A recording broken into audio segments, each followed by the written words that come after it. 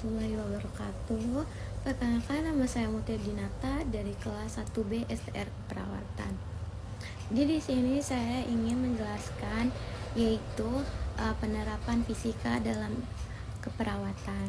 Yaitu yang pertama ada bioakustik dalam keperawatan yang mencakup yang pertama yaitu monitoring kesehatan, yaitu mendeteksi suara jantung dan pernapasan untuk diagnosis penyakit. Yang kedua ada terapi suara, yaitu menggunakan suara alam dan musik untuk relaksasi dan mengurangi stres. Yang ketiga ada evaluasi kualitas tidur, yaitu memantau suara tidur selama untuk menilai kualitas tidur. Yang keempat ada pendidikan dan pelatihan, yaitu meningkatkan keterampilan mendengarkan perawat. Yang kelima yaitu ada penelitian, meneliti dampak suara terhadap kesehatan. Dan yang keenam yaitu rehabilitasasi untuk membantu pemulihan pasien dengan gangguan bicara. Jadi semua ini yaitu bertujuan untuk meningkatkan diagnosis dan keperawatan pada pasien.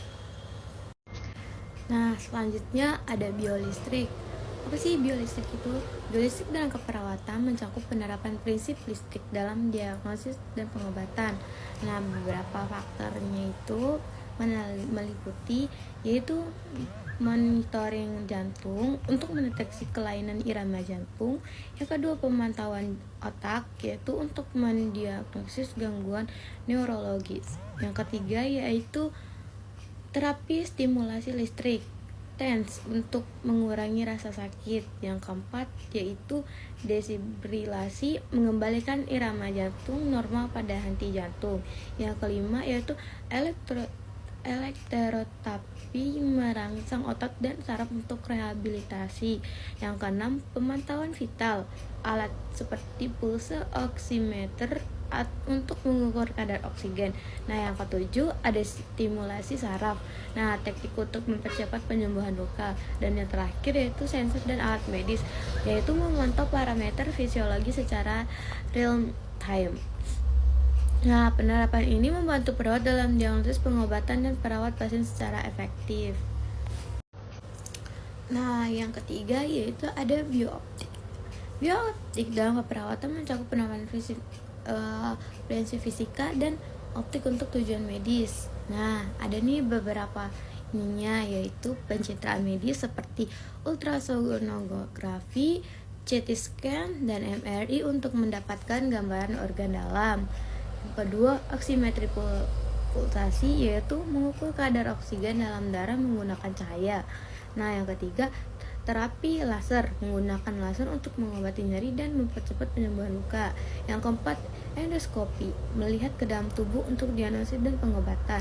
Nah, yang kelima, fototerapi, menggunakan cahaya untuk mengobati kondisi seperti ikterus. Nah, yang keenam, analisis spektroskopi, menganalisis komposisi kimia jaringan atau cairan tubuh. Nah, yang terakhir ada pencitraan fluoresensi. Nah, untuk mendeteksi molekul tertentu dalam jaringan. Nah, penerapan yang aku bacain barusan ini itu supaya bisa meningkatkan akurasi diagnosis dan efektivitas pengobatan dalam perawatan. Nah, ada yang terakhir nih, yaitu biofluida, adalah cairan biologis dalam tubuh seperti darah dan limfa. Penerapan fisika dalam keperawatan tekniknya yaitu mencakup dinamika fluida, memahami aliran darah dan mempengaruhi tekanan serta viskositas. Nah, yang kedua, ultrasonografi, menggunakan gelombang suara untuk diagnosis kondisi biofluida. Nah, yang ketiga, siometri pulsasi, mengukur kadar oksigen dalam darah dengan prinsip optik. Yang keempat, terapi laser, memanfaatkan laser untuk meningkatkan sirkulasi dan penyembuhan. Yang kelima yaitu pencitraan medis, teknik seperti CT scan dan MRI untuk evaluasi biofluida. Yang keenam, analisis viskositas, mengukur untuk evaluasi kesehatan. Nah, yang ketujuh itu monitoring hemodinamik, memantau tekanan dan aliran darah pada pasien yang kritis. Sekian, terima kasih.